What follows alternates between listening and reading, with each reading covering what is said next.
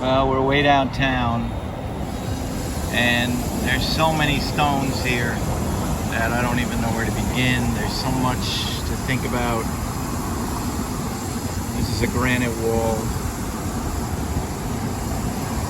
This is granite on the sidewalk, and then, well, there's just more than I can even fathom down here. You're at your Freedom Tower, climbing up. If you look carefully, there's guys watching the windows. They're very small. And panning over some of the other new buildings on this site that was where the World Trade Center was. You see the arcing skeleton of the train station in the park, the World Trade Center Memorial Park, which doesn't seem to be open. And so many rocks, and so much money, and so much something, I don't know. But we'll pan back to our quiet world of a simple granite. I wasn't planning to make any video today, but I ended up on top of TRIBORO Bridge, and it's a day so unusual in terms of the weather. It's so clear. So I feel like I'm in another country, another land. The air is remarkably pure as we pan over Randall's Island, the great railroad bridge, and Queens, flat as a pancake. It's a pile of sand stretching off to the east and back, where the East River meets the Long Island Sound, and here you see the turbulent waters that cause such havoc for early navigation, and over to Randall's and Ward's Island, and across in the distance the Bronx, Manhattan, and back to the towers of 57th Street, and Midtown, and downtown, and there we will end.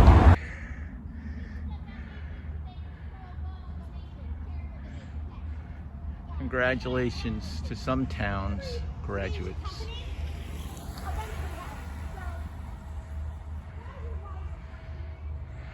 Kind of sweet.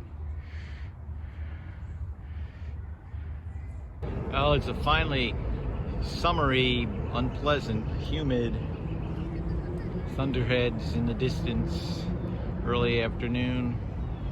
We've been here before, and I just came back to this tree. This is your SHADBLOW, your service berry, and those berries are ripe. I've eaten a few of them. They're very sweet, not quite like a blueberry. The skin's a little thicker, but very delicious. The SHADBLOW, the service berry. You can see it'd be a little bit hard to pick. So not a berry that people plant because the profile of the tree makes it too difficult. You know, it's kind of like mulberry, which crushes. Well, these are probably just too difficult. Check out this deformed piece of schist. Really shows how the forces of tectonics can fold these layers into these amazing patterns. The deformation of Manhattan schist. These would have been layers of sedimentary rock that have been folded by the forces of plate tectonics.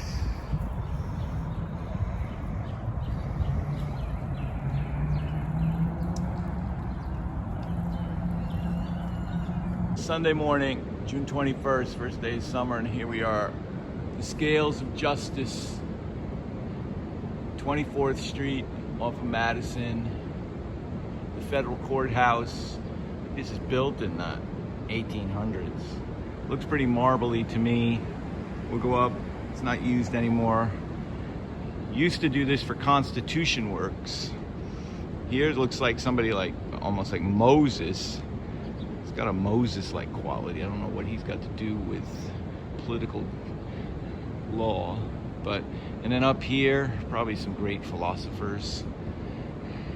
Lex scripta, lex tradita.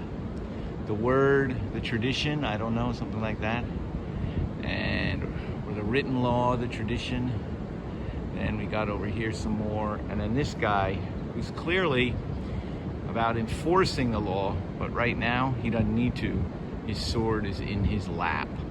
And this is like your classical, like Doric Corinthian columns, and then, you know, you've got your triangles and your arches over the windows, and you got some nicely sculpted naked figures over these doors. Let's go closer and see if it's marble. I didn't bring my acid. Too bad. I got a little closer, and this guy, actually, maybe he's not Moses. It says everyday wisdom, every law is a menace not based on wisdom. Or every law not based on wisdom is a menace to the state. Every law not based on wisdom is a menace to the state. So I don't know who that is, but he's some wise person. Maybe it is Moses. And if we get closer, it's definitely marble. You can see the, although this sculpture might be limestone. The sculpture here may be limestone, but the facing stone is certainly marble. And yeah, I don't have any acid to test it. It's pretty weathered. You can look around the windows, the way the frames are worn down. But they're not so worn down that they would replace them.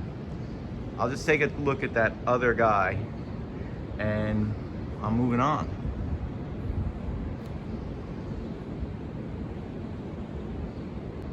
Lovely glow from the rising sun. I think it's the sun bouncing off the building and then bouncing on the front here. And we find out that what the message here is, we must not use force till just laws are defied. Well, man, God, he's got a huge hand. It looks like his hand was broken off and replaced. I don't think that's his original hand, and his fingers on his right hand are busted off. Not a very nice job. And he's just waiting. He's waiting to lift that sword, which, as we know, does happen. And for some people, in this moment of Black Lives Matter, it happens far too often. So here's the original federal courthouse building for the United States in New York City. One last point about this, I'm panning down addition from the 1950s, and then just here we have this sort of smokestacky inferno, which is, who knew? I had no idea. There's a little memorial to the Holocaust here. Indifference to injustice. And then they seem to have the crematorium at Auschwitz, gas chamber and crematorium. Indifference to injustice is the gate to hell. And this was put up, I don't know what year, it doesn't say. It just says that the Holocaust took place from 38 to 45. And maybe that's right. I'd say it's probably from 1933, the second Hitler became chancellor. So we're right near Madison Square Park. We're on Park at 26, Herman Melville Square, and we're looking at the New York Life Insurance building. The reason is that my father worked here for, I don't know, 30 years. He's a lawyer on the 10th floor, so he wasn't very up very high in the hierarchy. And insurance, New York Life Insurance, limestone edifice. This was the most powerful part of Manhattan for the early 20th century, the expansion up from Wall Street, new corporate headquarters, MetLife, New York Life, federal courthouse, a lot of action around here. And interestingly enough, a company like New York Life, it's not just like insurance as you know it, they also will hold huge amounts of property and control huge amounts of property. And New York Life was very important in the development of New York City as a underwriter to development. And so here we have it. New York Life, limestone, 1920s. And that very familiar if you're driving in over any bridge from the east. Gold leafed roof.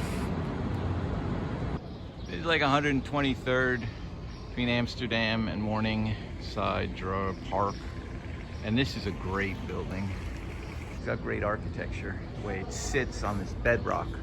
But then I just wanted to show you the bedrock, which is a Manhattan schist turned on its side. Sorry for the fingers.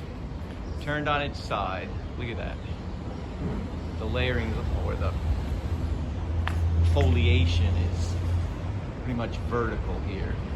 So the forces that turned what otherwise had been flat-lying sedimentary rock on its side and then deformed it to such a degree must be quite tremendous. It's hard for us to even fathom the amount of force at work shaping this rock. So, bedrock exposed, 123rd, Amsterdam, by the Grant houses, Ulysses S. Some people knocked a sculpture of him over the other day. I'm not so sure he's the right target. Just to give you an idea again of this building, the way it sits on the bedrock. I've always loved these cement verticals. And then you can see verticals in the bedrock. That's where they had to drill and blast, drill and blast, drill and blast. And then on the right, you see fractures. Maybe there's actually, you could even consider it a fault, or there's some kind of like going at sort of a 45-degree angle to the left, some kind of intrusion of some other material between the schist. And then we see significant oxidation and weathering on the right of what must be iron-rich minerals. And then, of course, the architects decided to use the schist as part of the overall architecture. And if we pan to the right, we see the new Morningside Heights Tower. There's going to be a second one soon. And, you know, I will just say, in terms of housing, if you were going to have to live in Grant houses because you couldn't afford to live anywhere else, you wouldn't want to have to see this every day. And our housing for the public is not an inspiration, and it's nothing that the city should be proud of. And one should really look at all of these projects developed since the 1960s. Just came off of Randall's Island. We're in Port Morris, the Bronx. Nice mural. No rocks as of yet. Port Morris. The Bronx.